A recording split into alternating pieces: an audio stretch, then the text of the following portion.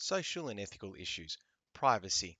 Now, privacy relates to businesses being respectful of the data that has been stored about individuals. So essentially, all these information systems, they're backed up by databases, and then people obviously sign up to these systems to use, and they give their information. Now, when we give our information to a system, we're kind of trusting them that they're going to use our information correctly, okay? And that's why privacy is such a massive issue.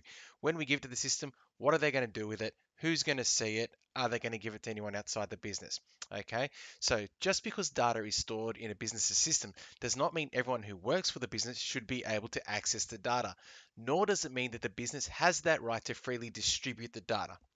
Okay, and it is quite common these days that businesses are using our data for marketing purposes, and they kind of cover themselves by actually having it in their terms and conditions. Okay, and a few social media sites have been suspect of this and obviously been put on trial for it. But look, it is in the fine print, and is it our faults for not actually reading that? Okay, so businesses have the ethical responsibility to maintain the privacy of individuals of whom they have information stored about within their systems. And obviously, more credible systems take this a lot more seriously. So, firstly, let's take a look at some of these negative impacts. So, firstly, is the value of data to others. As data is valuable, it becomes a target for hackers, especially when stored on information systems for larger organizations. Hackers may target the system's purpose for either identity theft. Okay, so they want to use people's details to pretend to be them and then scam bank details, which is the second reason they might actually try to hack into information systems.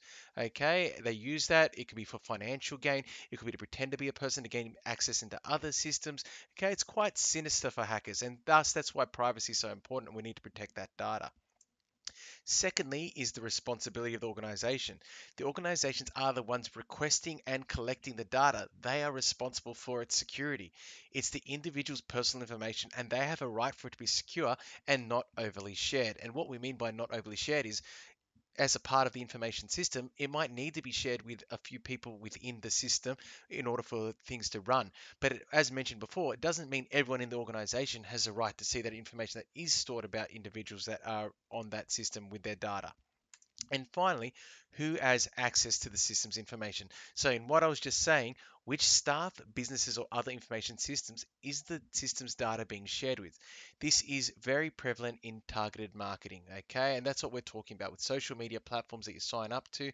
They give data to other companies, okay? And they use that for marketing purposes, where marketing is then targeted at specific users based on what they're entering in on that social media platform, okay? And I'm not going to name any by name, but it's pretty obvious, things that are happening online, okay? It is around us, and that's why it's really weird sometimes when you've been looking for something and you've been searching it up online, and then suddenly you're getting ads for it, and you're like, how does my computer know? Well, this is kind of how they know. Well, this is part of it at least.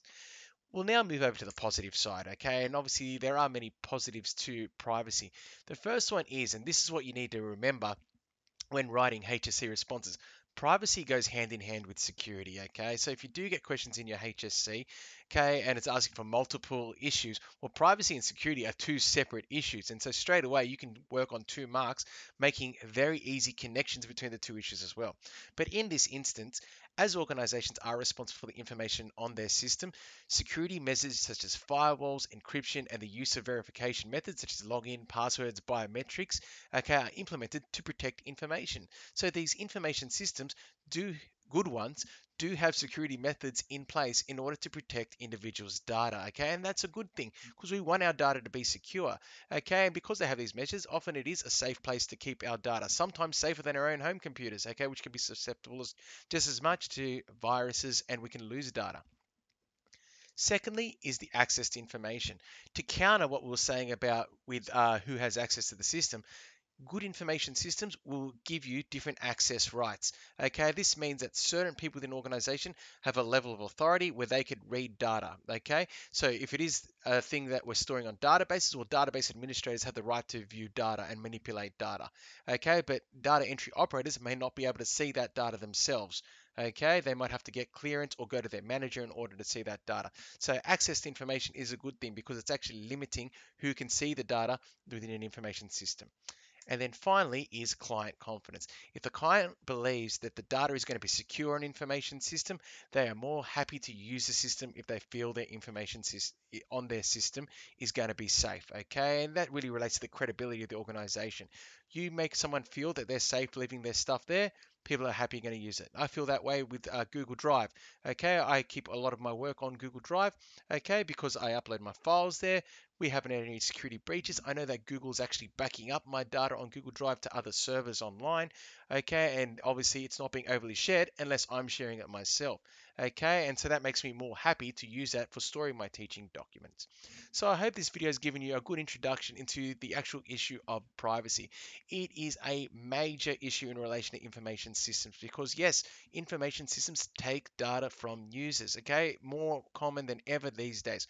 Whenever you sign up for a website or an app, you've got to give your data first. In many cases, banking details as well.